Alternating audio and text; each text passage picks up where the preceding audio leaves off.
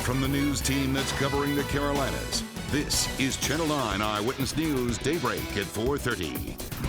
A woman found dead in her home, and police say they believe her body had been there for several days. The new information we just learned in this case.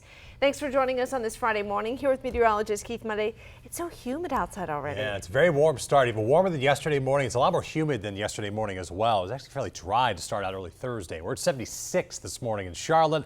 That's a lot warmer than it was yesterday morning. Well, we heated up yesterday a little further than we did the last couple of days. So therefore, the morning hours today, as a result, we're hotter. We're back to 90 already at noon today. It'll be the hottest day of the week at 95. It'll go up a couple degrees from yesterday's 93.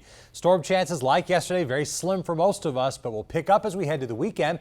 I'm working on the latest date of our Futurecast to see how many hours could be needed with an umbrella as you head into your weekend plans. We have overnight developments as police try to figure out what killed a Gastonia woman found dead in her home. Our partner, the Gaston Gazette, reports that officers are looking for the woman's missing 2011 red Pontiac Grand Am. Police were at the home on Broad Street last night, and they told us they think that she'd been dead for days. A family member found her. He was in the process of moving out. He came over here to pick up some more clothes, and that's when he determined that she was deceased. Police say the woman's been dead for so long, it's hard to figure out how she died at this point, so they're treating this as a criminal investigation, and they're waiting on an autopsy for a cause of death. Coming up in the next half hour, Eyewitness News anchor Eric Phillips will be live in Gastonia with the latest from investigators. This morning, we're working to find out more information about how a person is doing after a wreck pinned them between a building and a car. Chopper 9 Sky Zoom saw the firefighters race to free the victim. Medic tells us it took that person to CMC with life-threatening injuries. Police say a car hit the victim at a shopping center on Central Avenue in East Charlotte last night. There's no word right now on any charges. Your time is 4:32. This afternoon, a 17-year-old who police say shot another teenager at a busy gas station in Steel Creek will face a judge. Alfred Rivera Padilla is charged with assault with a deadly weapon and robbery with a dangerous weapon. Police say he shot 18-year-old Andrew Barnes at the 7-Eleven store after an altercation. Family members tell Channel 9 Barnes had surgery yesterday afternoon at CMC. Today, a man will be in court after police say he shot a man in the stomach during a fight in North Charlotte. Willie Lynch faces a charge of assault with a deadly weapon with intent to kill. Investigators say Lynch shot the other man during a fight on Donshire Avenue yesterday morning. Officials do say the victim is expected to be okay. There's an outpouring of support for a Charlotte bar owner shot outside of his home. We first brought you this story right here on Daybreak yesterday. Police tell us the suspect tried to rob the bar owner and then opened fire and ran off. Eyewitness News reporter Alexa Ashwell talked to the owner's co-workers who say they now worry he was targeted. Greg Bradford owns Woodshed Lounge. We're told by friends he had surgery here at CMC, and some were even able to visit him. Others are leaving their well wishes on the bar's Facebook page, hoping he heals soon and police find the person responsible fast. As medic wheeled Greg Bradford from his home on a stretcher, the well-known Charlotte bar owner had been shot twice by an unknown suspect who police said tried to rob him. You never know what's going to happen. You never know who's going to be out there. We went to Bradford's establishment in Charlotte called Woodshed Lounge and talked with Mike Farthing, a longtime bartender and friend of Bradford. He and others shared these pictures with us, this one of Bradford at his bar, and the other with two friends and his partner. Farthing is pictured right center, his partner on the far left. Investigators said Bradford's partner was inside the home when someone opened fire on Bradford at their front door. To think that, somebody was robbing him when he would have given whatever was asked. Farthing said all day people have been calling concerned about the owner. He's a great guy. He's a great guy to work for. He's got a heart bigger than Texas. Farthing doesn't know who would want to hurt Bradford, who has been a philanthropist and advocate for the gay community, but believes whomever is responsible likely knew the owner. Somebody knew his routine and knew what was going on. I know it's going to be a long road, and that we're here for it.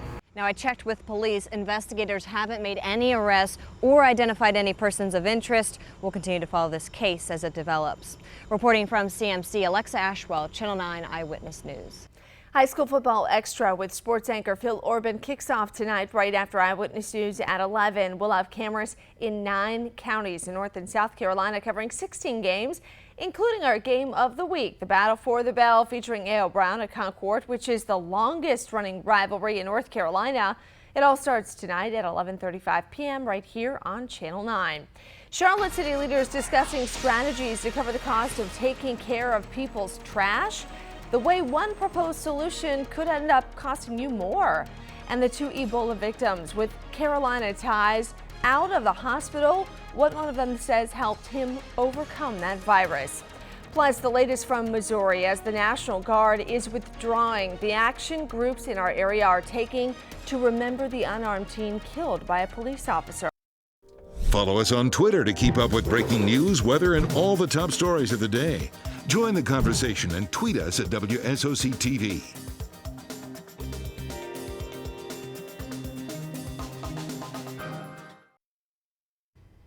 It's 4:38. The U.S. military says another round of airstrikes helped Iraqi and Kurdish forces regain a foothold in Iraq. The Pentagon says the latest round of airstrikes hit several ISIS targets near Mosul Dam. Defense Secretary Chuck Hagel says the militants are expected to regroup. That group is taking credit for the beheading of American journalist James Foley. And we've now learned the militants who killed Foley had demanded more than $132 million in ransom for his release. The demands were reportedly sent in emails to Foley's family. His employer said the militants first demanded the money last year. U.S. policy prohibits the government negotiating with terrorists, including paying ransom. The National Guard is pulling out of Ferguson, Missouri after the governor ordered it to withdraw. The Guard is leaving after another relatively peaceful night of protest in the St. Louis suburb. Demonstrations have happened several nights since a police officer shot and killed an unarmed teenager on August 9th. A grand jury will determine whether Officer Darren Wilson will face charges for shooting 18-year-old Michael Brown. One group wants the prosecutor removed because they don't think he can be impartial. They delivered a petition with 70,000 signatures asking for his removal. The prosecutor has said he will not step down. Tonight, students at Johnson C. Smith University will hold a peace rally for Michael Brown. Organizers say there will be poets, a poster signing, and candlelight vigil at the rally on the school's North Charlotte campus. It's tonight at 6:30. Also tonight, a Rock Hill Church is hosting a community forum in response to the unrest in Ferguson. Police, politicians, and clergy will be a part of the discussion. They want to make sure interaction between young people and police doesn't end in violence. It will be at New Mount Olivet AME Zion Church on Dave Lyle Boulevard. The meeting starts at 6. A city leader from our area says she's trying to meet with an activist about his concerns over excessive police force. The reason he gave Channel 9 for delaying their meetings. And a massive new ride in the works at Carowinds. The change the park had to make to its layout just to fit in a brand new roller coaster. As we're getting ready for the weekend, the heat's still the story for now, but we are tracking a cool down when that arrives and how much of a storm chance will be out there to start your weekend plans.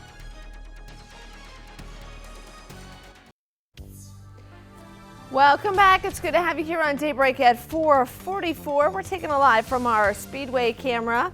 Meteorologist Keith Mendes says you will notice it's even muggier this morning than earlier this week. As soon as you step outside, it's humid. He's tracking temps and the weekend weather coming up.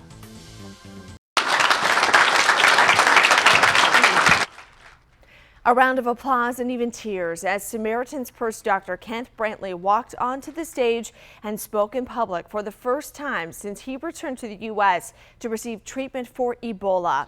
Doctors at Emory Hospital in Atlanta released both Dr. Brantley and Charlotte missionary Nancy Wrightbull after they each beat the deadly virus. Eyewitness News anchor Natalie Pasquarella has more on the incredible feat and the very emotional day.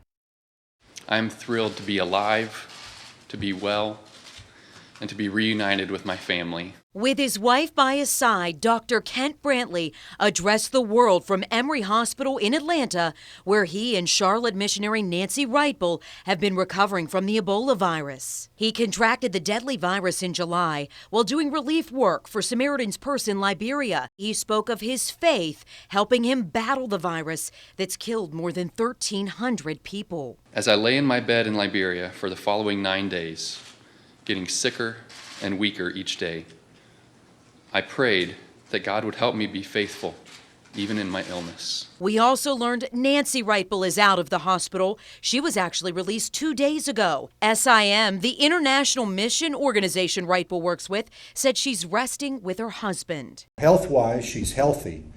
She's not under a constant doctor's care, and so we're very grateful for how she's doing right now. This picture of Wrightbull and her husband David was taken shortly after her release. She's focused on those still suffering. The same goes for Dr. Brantley. Please continue to pray for Liberia and the people of West Africa. Natalie Pasquarella, Channel 9 Eyewitness News this morning. Samaritan's Purse leaders expect Dr. Brantley to visit the headquarters in Boone, but there's no timetable on when that could happen. Doctors believe Brantley and Wrightbull are now immune to the Ebola virus. Scientists have found people who survive Ebola have antibodies in their blood that would provide protection against the strain of the virus that they suffered. But doctors have not tested that theory, and they aren't positive Brantley and Wrightbull would be immune to other strains of the virus. For the latest on Ebola treatments and to watch yesterday's news conference with Dr. Brantley, go to our website, WSOC-TV.com. 4:46 now, Bank of America will pay out nearly $17 billion in penalties after the bank admitted it misled investors about toxic mortgages during the financial crisis. Under the agreement announced yesterday, B of A will pay about $9 billion to the government, and the Charlotte-based bank will set aside another $7 billion to help homeowners still struggling with their mortgages. It's the biggest civil penalty ever levied against a U.S. corporation. The size and the scope of this multi-billion-dollar agreement goes far beyond the cost of doing business. Bank of America set up a new hotline to answer questions about who may be eligible for mortgage assistance, and we've put that on our website, WSOC-TV.com. Matthews-based Family Dollar rejected a takeover offer from Dollar General so it can pursue a potential deal with rival Dollar Tree. Analysts say the Dollar Tree deal could be more attractive to Family Dollar management and the company's 1,500 local employees. Dollar General says it's not giving up on its bid to buy the company. Meteorologist Keith Monday joins us in Severe Weather Center 9. Keith, we are not even at 5 a.m. and it's already pretty muggy out there. It's warm, yeah. We'll talk about the temps here in a moment, but it's a lot warmer than yesterday morning, and it's even more muggy than it was yesterday morning as well. Watching thunderstorms this morning dying as they move into the Appalachians. They're north of us, though. These are all going to stream through central Virginia, northeastern North Carolina. So that's the storm track this morning, and will likely be the storm track this afternoon. Like yesterday, it's going to be up north where we see the better chance for at least a scattered downpour coming in. The rest of us will be wanting something to cool us down, but it's going to take mainly until tomorrow before that happens. We're at 76 this morning in Charlotte, and for the first time this entire week, everybody is in the 70s, even in the mountains. It's much warmer because it was a hotter afternoon yesterday. We'll heat things up quickly today. We're at 90 by lunchtime. We'll top out around 95 in Charlotte. Could see some upper 90-degree readings down south, 80s in the mountains, and when you factor in that heat index value, it's going to feel even closer to 100, especially down south. So for football tonight, oh, those first games of the season, they're always hot and stuffy. Boy, tonight will likely still be around 90 at kickoff, and that should say 84. We're not going to be at 94 degrees by 9 o'clock as we'll be looking ahead to a much more quiet forecast for the nighttime hours, only a small chance for a downpour. And again, the heat index, while it won't get to heat advisory levels down south of Charlotte, we could be easily getting close to 100 degrees. Even in town, we could be about 98 or 99 this afternoon. Best opportunity, anything to cool you down, will be from I-40 northbound, and honestly, most of that may bypass us toward Greensboro and Raleigh today. We'll keep a small chance by very late this evening for a few downpours to try to work into Charlotte, but you'll see in the future cast, not a lot to show coming in this afternoon. It's all mainly up to our north, but Saturday, Things change. We could be looking at a few downpours late tonight again up north, but Saturday morning is quiet and the clouds take over Saturday afternoon. More scattered downpours start to work their way back in. So that's the change coming for the weekend. It'll still be pretty warm tomorrow in the 90s, but the downpours in the afternoon a little more widespread. By Sunday, maybe some morning rain, but dry in the afternoon, and we start to cool down. We're at 86 Sunday and low to mid 80s to start out early next week. So a much more comfortable trend is coming in after this weekend. Temps are dropping, but we're still going to have that summer steam a little bit, Yeah, right? it'll Humid? return. It'll Or return. feel more like fall? Not yet. Quite. Not yet. Wishful thinking. Soon. Thanks. A North Carolina Police Department accused of racial bias. The proposed changes, some people say, isn't enough. Plus, Charlotte's trying to figure out how to pay for the rising cost to get rid of people's trash. The proposed solution that could cost you more. And we're taking a live look at the roads. This is I-77 at Nations Ford. A couple of cars moving through. Traffic Team 9's Mark Taylor will let us know if there's any construction or accidents you need to avoid when he joins us after the break.